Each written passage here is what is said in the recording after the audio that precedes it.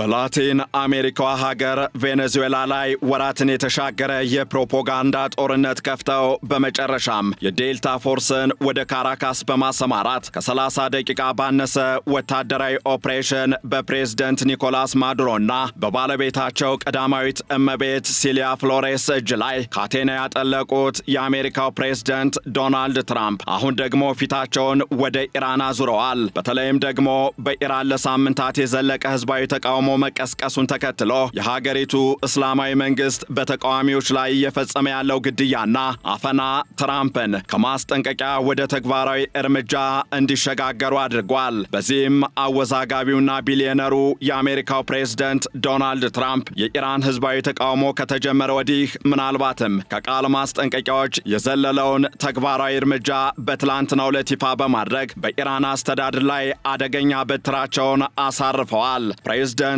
ዶናልድ ትራምፕ በኢራኑ ጠቅላይ መሪ አያቶላህ አሊ ኻሜኒ አስተዳደር ላይ የሰነዘሩትና ትላንት ይፋ ያደረጉት አደገኛ በትርም ከኢራን ጋር የሚገበያዩና የንግድ ልውውጥ የሚያደርጉ ሀገራት ላይ የ25 በመቶ ተጨማሪ ታሪፍ እጥላለሁ የሚል ሆኗል። እናም በዕለቱ የዓለም አቀፍ ትንታኔ ዝግጅታችን ይህ የትራምፕ ውሳኔ በኢራን ላይ የሚኖረው ተጽዕኖ በኢራን ወዳጅ ሀገራትና በአጠቃላይ በዓለም አቀፍ ደረጃ ምን አይነት ውጤት ሊያስከትል ይችላል የሚሉትን ነጥቦች እንመለከታለን። ከዓለም አቀፍ የትንታኔ ዘገባ ዝግጅቱ ጋር ታሪኩ ጋሹ ነኝ።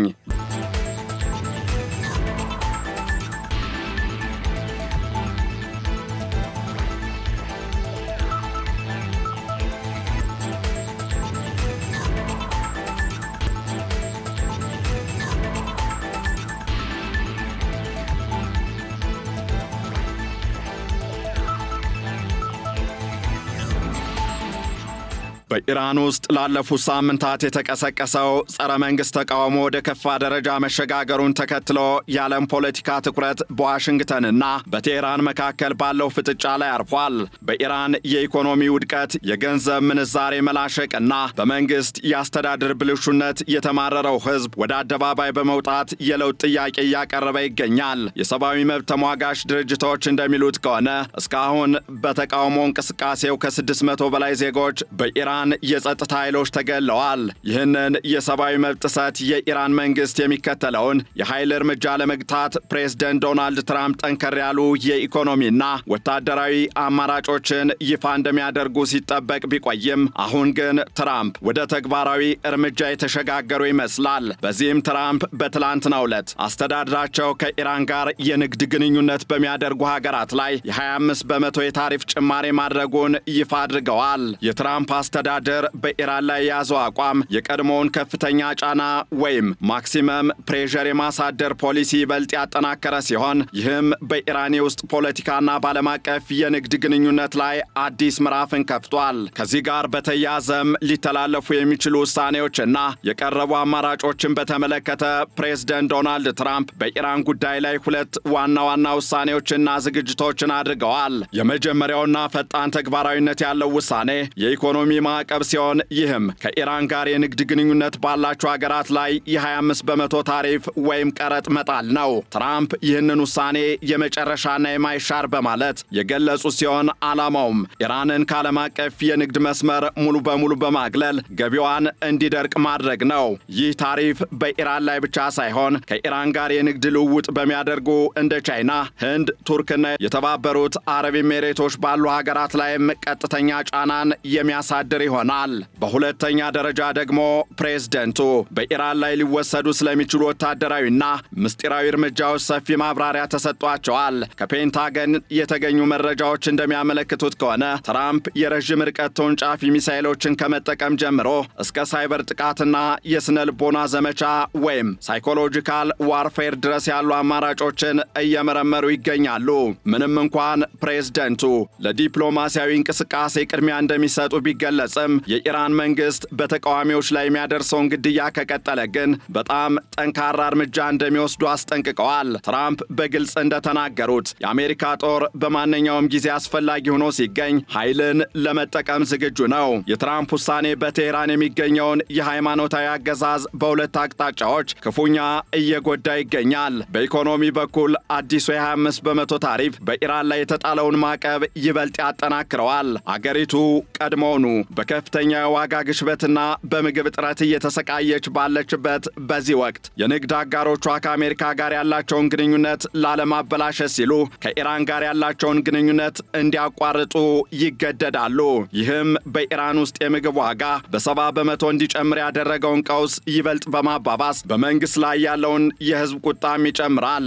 ደግሞ በሌላ በኩል ይህ የትራምፕ እርምጃ ሌላም ፖለቲካዊ ተጽዕኖን የሚያሳድር ይሆናል። ይህም የትራምፕ ወታደራዊ ዛቻ በኢራን መሪዎች መካከል መከፋፈልን ወይም ስጋትን የሚፈጥር ይሆናል። የኢራን ከፍተኛ መሪ የሆኑት አያቶላህ አሊ ኻሜኔ አሜሪካን በተንኮልና ከዳተኛ ቅጥረኞችን በመጠቀም ቢከሱም በስተጀርባ ግን የኢራን ባለስልጣናት ለአሜሪካ ልዩ መልእክተኞች የድርድር ፍላጎት እያሳዩ እንደሆነ ተነግሯል። ይህ የሚያሳየው የትራምፕ የኃይል አማራጭ ዛቻ በገዢው አካል ላይ ከፍተኛ ጭንቀት መፍጠሩን ነው። በተጨማሪም በስደት የሚኖሩ እንደ ራዛ ፓህላቪ ያሉ የኢራን የቀድሞ የንጉሳዊ ቤተሰብ አባላት አሜሪካ ጣልቃ እንድትገባ ጥሪ ማቅረባቸው ለገዢው አካል ህጋዊነት ትልቅ ስጋት ሆኗል። የኢራን መንግስት የኢንተርኔት አገልግሎትን በማቋረጥና ደጋፊዎቹን ወደ አደባባይ በማውጣት ኃይሉን ለማሳየት ቢሞክርም የትራምፕ ውሳኔዎች ግን ያገዛዙን መሰረት እያናጉት ይገኛሉ።